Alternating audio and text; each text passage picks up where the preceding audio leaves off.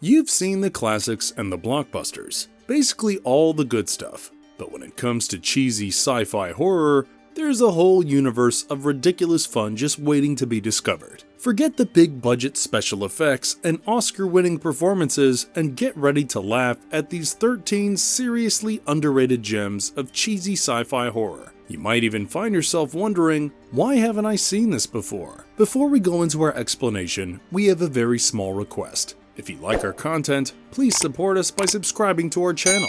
This is a small click for you, but for us it means a lot. Thank you, and let's begin.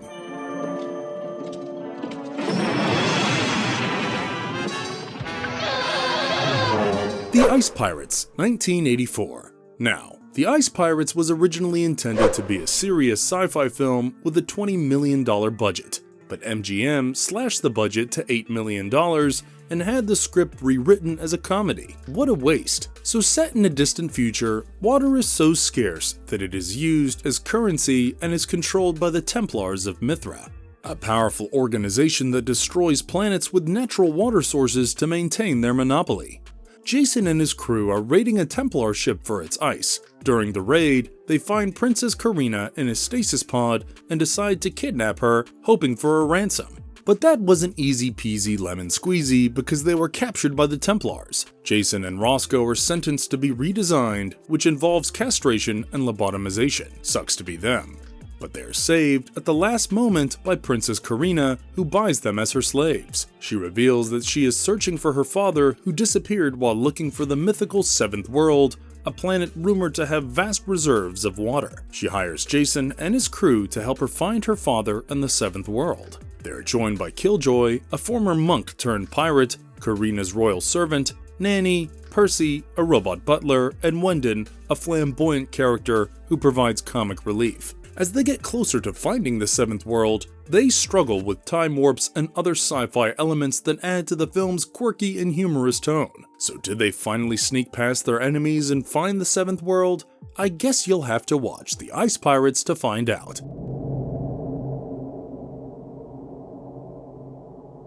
Saturn III, 1980. Saturn III is set in a dystopian future where Earth is overpopulated and resources are scarce. Wait, I think we've already reached the future they're talking about.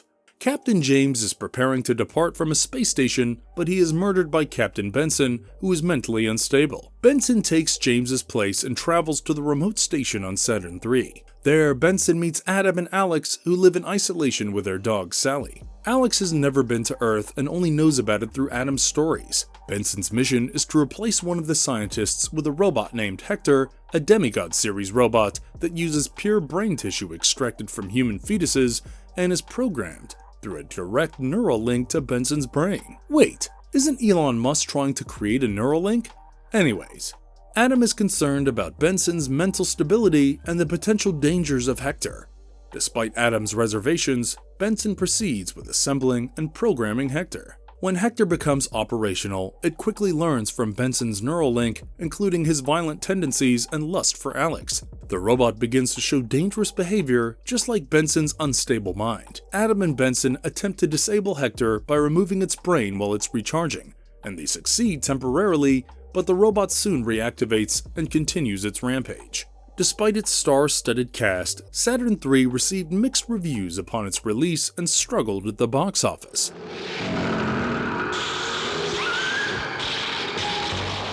Forbidden World, 1982. Federation Marshal Mike Colby is awakened from cryogenic sleep by his robot assistant Sam 104 to respond to an emergency at a genetic research station on Zarbia. The research team, led by Dr. Gordon Hauser and his assistant Dr. Barbara Glaser, has created an experimental lifeform known as Subject 20 using a synthetic DNA strain called Proto-B. This lifeform was meant to solve a galaxy-wide food crisis by rapidly producing food. However, Subject 20 has mutated uncontrollably and become deadly. Colby finds out that Subject 20 has already killed all the laboratory animals and cocooned itself within an examination booth. The research team is divided on how to handle the situation. Colby advocates for the immediate termination of Subject 20 to prevent further casualties, but Dr. Hauser and the others are reluctant, hoping to salvage their research. I'm with Colby here, guys. I'm scared of alien lifeforms. Well, Subject 20 escapes from its containment and begins to hunt down the station's personnel.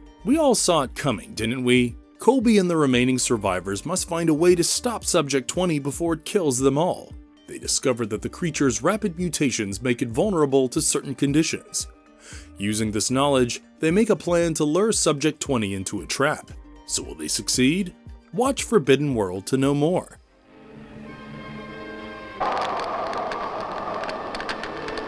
Plan 9 from Outer Space, 1957. Alright, this is a pretty old movie, old enough to be called ancient. Some mourners are gathered at a cemetery for the funeral of an old man's wife, and a bright light and loud noise signal the arrival of a flying saucer. So what's all the fuss about?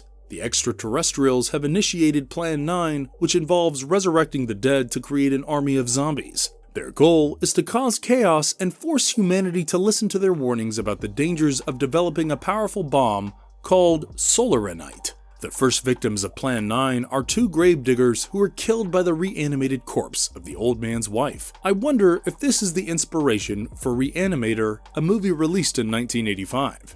Now, these undead beings begin terrorizing the cemetery in the nearby town. Pilot Jeff Trent and his co-pilot Danny witness the flying saucer while flying over California, and Jeff later discusses the sighting with his wife Paula, who becomes increasingly worried about the strange occurrences. Meanwhile, Inspector Daniel Clay and his police officers investigate the cemetery after discovering the bodies of the gravediggers. Clay himself falls victim to the zombies and is resurrected by the aliens. When things get out of hand, the military becomes involved. Colonel Edwards and his team attempt to shoot down the flying saucers, but are unsuccessful. The alien reveals their presence to humanity, explaining that their previous attempts at peaceful communication were ignored. They resorted to Plan 9 as a last-ditch effort to prevent the catastrophic consequences of the solaranite bomb. Couldn't they just drop an email? I bet it would have been noticed faster. Jeff Trent teams up with the military and the police to confront the aliens, and they track the flying saucer to its landing site in the cemetery. Well, Plan 9 from Outer Space is remembered for its numerous continuity errors. This is why movie makers should always hire the guy who keeps account of things.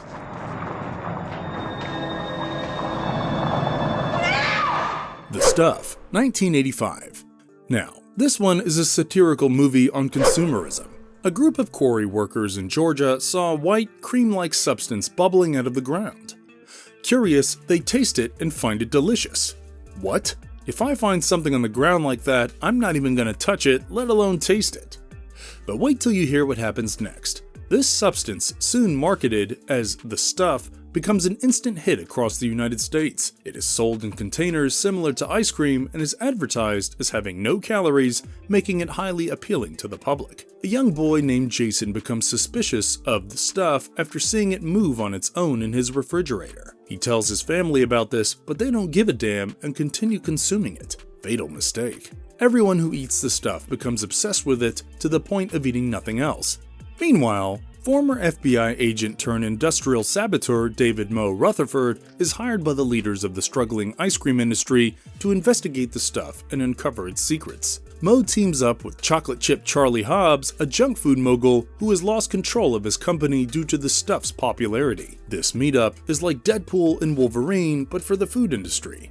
Moe and Charlie's investigation leads them to a small town where they find that the local post office is deserted and the townspeople have been consumed by The Stuff. They see The Stuff is actually a living, parasitic organism that takes over the brains of those who eat it and turns them into zombie-like creatures. I told you, nobody should pick up stuff from the ground and eat it. The organization then uses its hosts to spread itself further, eventually bursting out of their bodies and leaving empty husks behind. And just imagine, people were eating this hideous thing.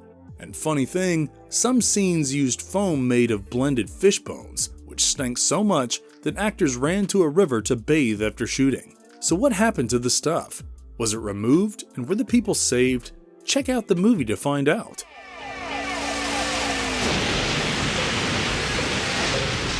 Shopping Mall, 1986. The Park Plaza Mall has recently installed a state-of-the-art security system featuring 3 high-tech robots known as protectors. These robots are programmed to apprehend thieves using non-lethal methods such as tasers and tranquilizer guns. All this for just a mall? Weird. A group of young mall employees are planning an after-hours party in a furniture store where some of them work. They decide to stay in the mall after closing time to enjoy their party. Totally harmless, right? No. A lightning storm strikes the building multiple times and causes a malfunction in the computer system that controls the protectors. The robots get out of control, and the first victim is Mike, who was killed while trying to buy cigarettes from a vending machine. Leslie, searching for Mike, is also killed by the robot's laser. The remaining group witnesses Leslie's death and realizes the severity of their situation. They barricade themselves in a stockroom, but the women decide to escape through the air ducts. They set up traps and try to outsmart the robots, but the protectors aren't dumb. It's an okay-ish movie, so how about you add it to your watch list?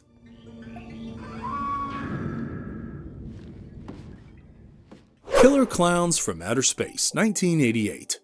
This movie is straight up weird. In the small town of Crescent Cove, where teenagers Mike and Debbie are enjoying a romantic evening at the local Lover's Lane. Their peaceful night is interrupted when they see a strange glowing object falling from the sky and they decide to have a look. Seriously, why are they ruining their romantic evening? They see a bizarre circus tent-like structure in the middle of the woods, and inside, they find a surreal and nightmarish environment filled with strange rooms and corridors.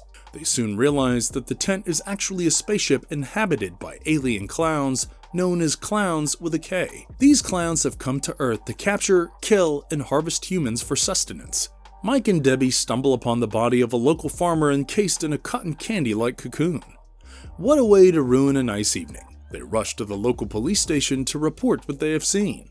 As the clowns begin their rampage through Crescent Cove, they use a variety of circus-themed weapons and gadgets to capture and kill the townspeople. These include popcorn guns, balloon animals that come to life, and deadly shadow puppets. I know what you're thinking, this movie is just nuts. But believe me, for the casual viewer, it's fun. And oh, there's a clown leader too, and he's a massive creature known as Clownzilla. I swear I'm not making this up.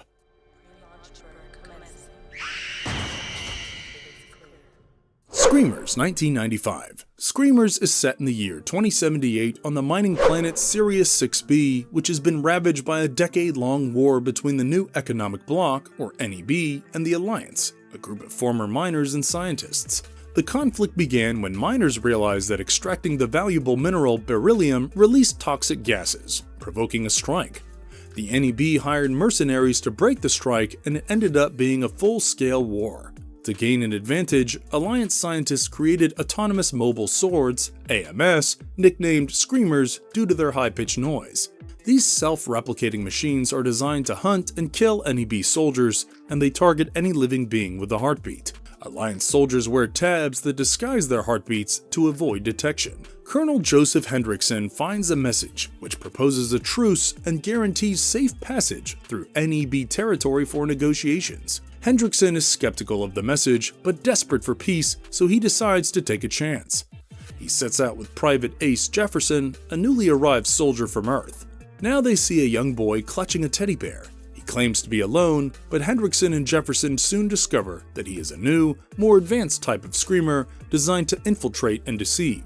Can't even help people these days, huh? The ratings of Screamers are quite horrible, and it's unironically funny. Plus, it is based on the short story Second Variety by Philip K. Dick. Perhaps it's a nice movie to watch when you don't have anything else.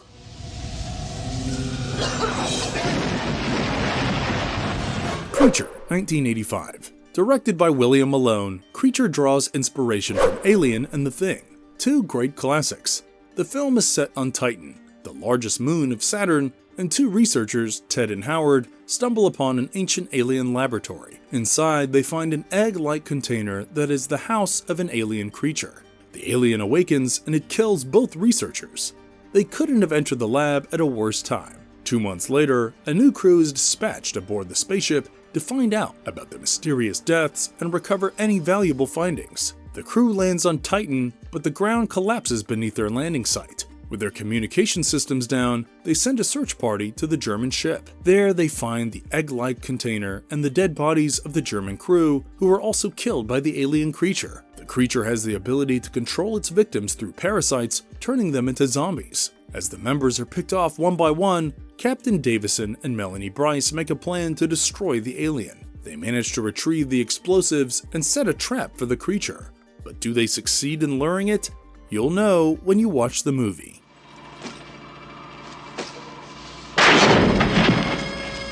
Galaxy of Terror, 1981.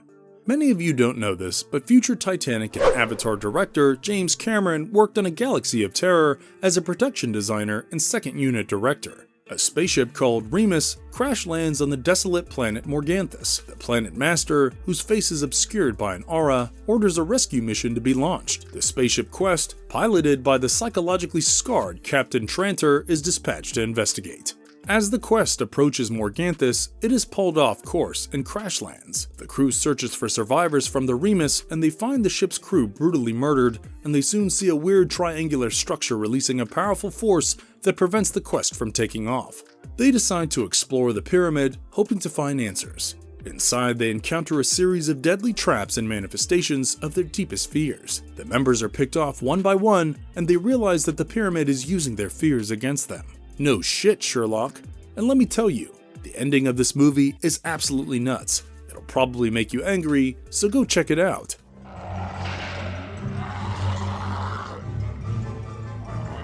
Critters, 1986. Critters begins in an asteroid prison where a group of dangerous, small, furry aliens known as Krites are being held. These creatures are notorious for their appetites and carnivorous behavior. The Krites manage to hijack a spaceship and escape, heading towards Earth. In response, the warden of the prison hires two shape-shifting bounty hunters, Ugg and Lee, to pursue and capture the Krites. By all means, the name suits them. The Krites spaceship crash lands near a small rural town in Kansas, close to the Brown family farm. The Brown family consists of Jay, Helen, teenage daughter April, and young son Brad. The first sign of trouble comes when Brad and Jay see a partially devoured cow. The night falls, and the Krites attack the Brown household, cutting off the electricity and isolating the family. Jay is severely injured while checking the circuit breaker, and the family understands that they are under siege by these alien creatures. Meanwhile, April is in the barn with her boyfriend Steve when they are attacked by the Krites. Steve is killed, but Brad manages to fend off the creature with a lit firecracker. Soon enough, the bounty hunters Ugg and Lee arrive on Earth and begin their search for the Krites. They assume human forms to blend in, with Ugg taking on the appearance of a rock star named Johnny Steele. The Krites kidnap April and take her to their spaceship, and Brad sneaks aboard the ship and plants a series of homemade explosives. He manages to rescue April just in time, and they escape before the ship takes off. The explosives detonate, and the Krites ship is destroyed in midair.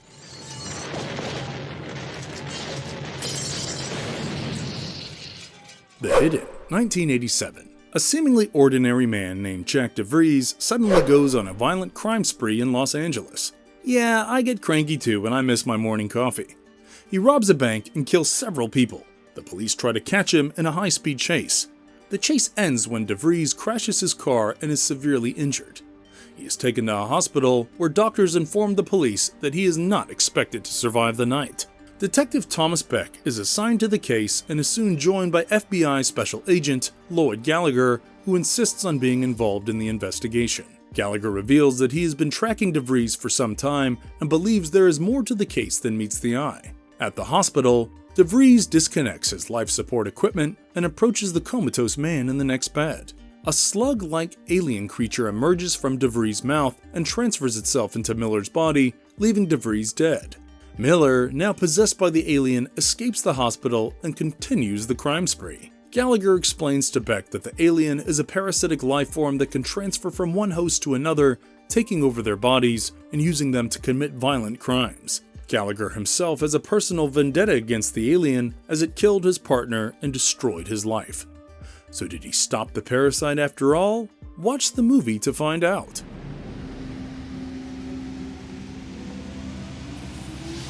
They Live, 1988. Quick fun fact, this movie stars Roddy Piper, a very famous WWE wrestler. John Nada is a drifter who arrives in Los Angeles in search of work. He finds work at a construction site and befriends a fellow worker, Frank Armitage, who invites him to stay at a nearby shantytown. One night, Nada finds a hidden box of sunglasses in a church that is being used by an underground resistance group. When he puts on the sunglasses, he is shocked to see the world in a completely different way. The glasses reveal messages everywhere such as obey, consume, and conform, hidden in advertisements and signs. He sees that many people in positions of power are actually grotesque aliens disguised as humans. Realizing the truth, Nada tries to warn others but is met with disbelief and hostility. Nada forces Frank to put on the sunglasses, and Frank finally sees the reality for himself. Nada and Frank saw that the aliens were using a signal broadcast from a local TV station to maintain their disguise and control over humanity. They infiltrate the station with the help of Holly Thompson, a TV station employee who wants to be an ally. But wait, Holly betrays them, revealing her allegiance to the aliens. I'm gonna ask you to watch the movie now. It's pretty decent.